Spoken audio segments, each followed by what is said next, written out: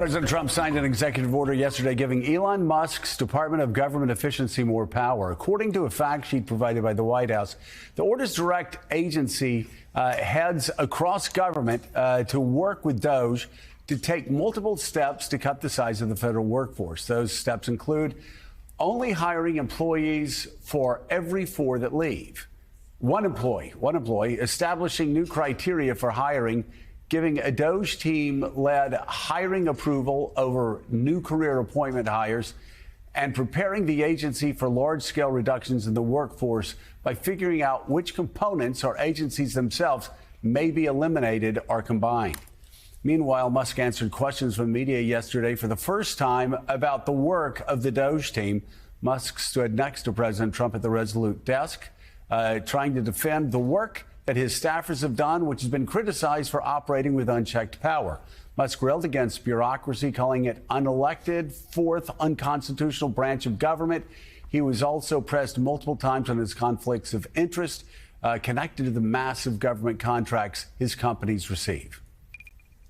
At a high level, if you say, what is the goal of DOJ, and I think a significant part of the presidency is to restore democracy.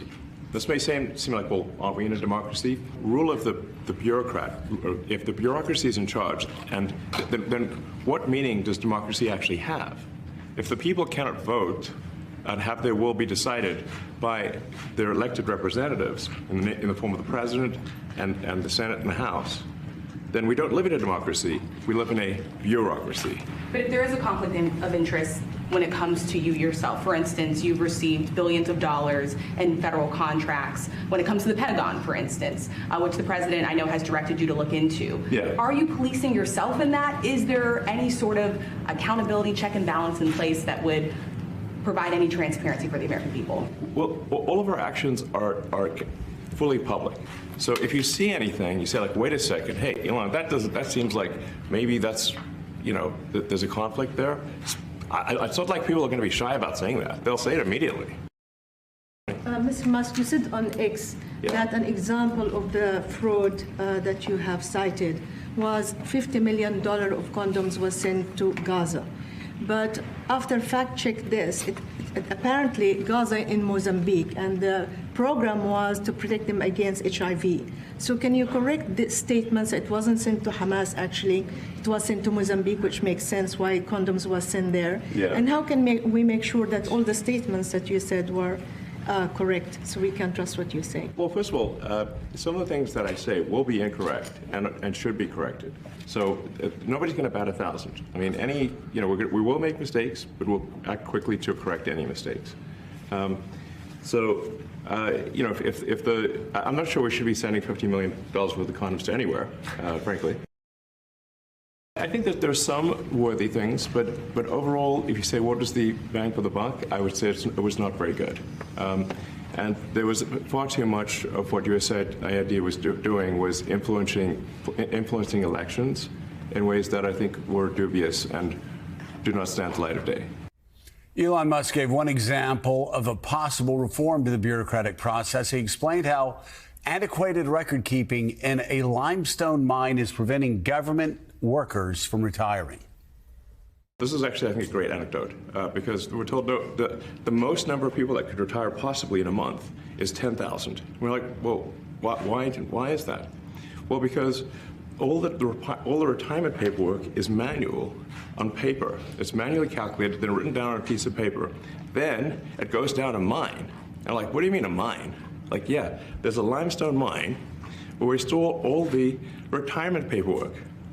And you look at a picture of this mine. We'll post some pictures afterwards. And this mine looks like something out of the 50s because it was started in 1955. So it looks like it's like a time warp. And then the speed, the limiting factor is the speed at which the mine shaft elevator can move determines how many people can retire from the federal government. And the elevator breaks down sometimes, and then nobody can retire.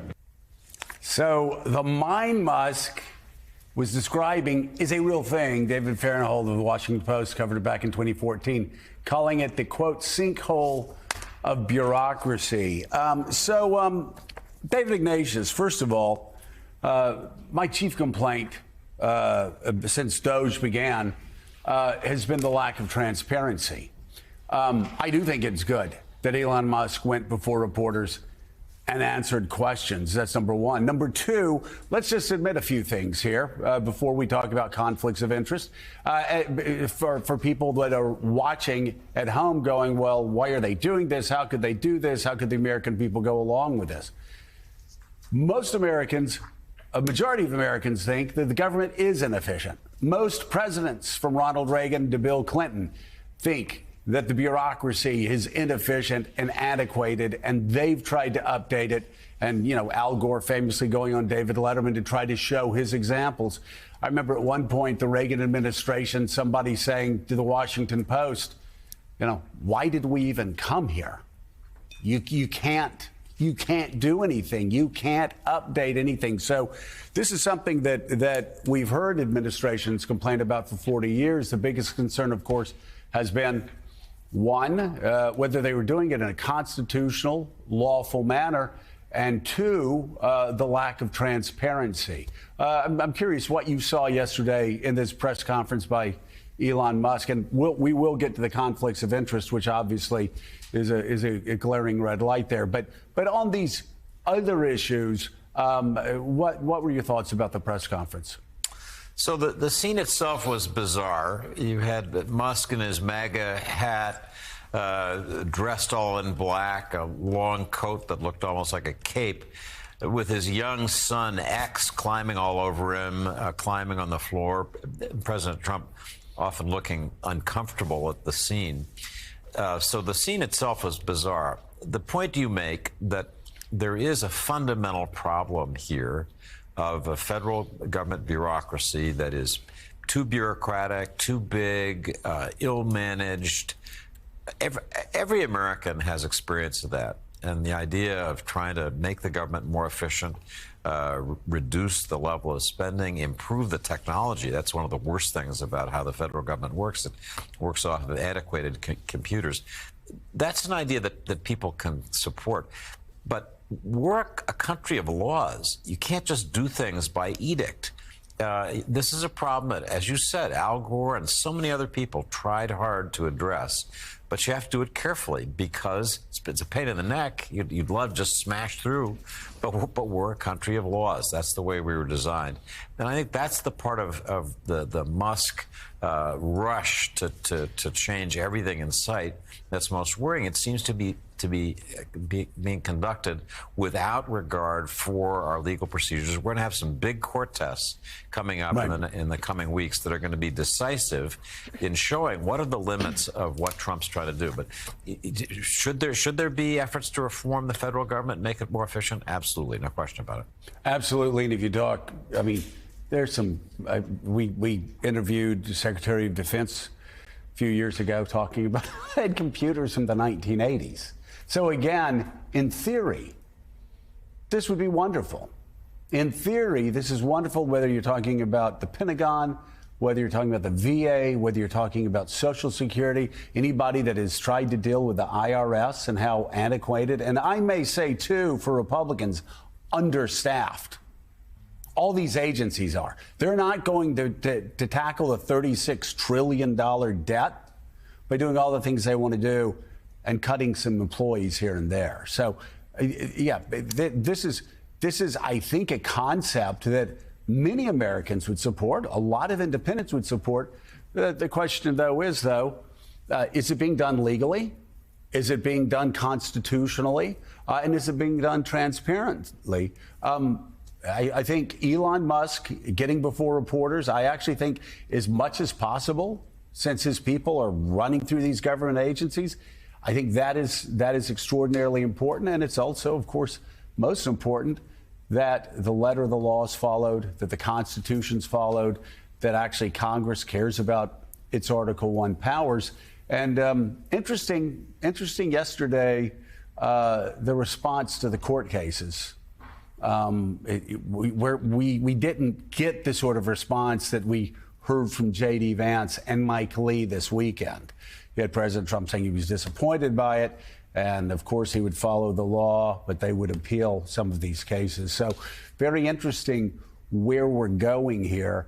But again, I think we were talking in the break about Gaza. So much of that, I still think, is a smokescreen for something else. I could be completely wrong. I think it's a distraction to distract the public from other things. Again, I could be completely wrong there.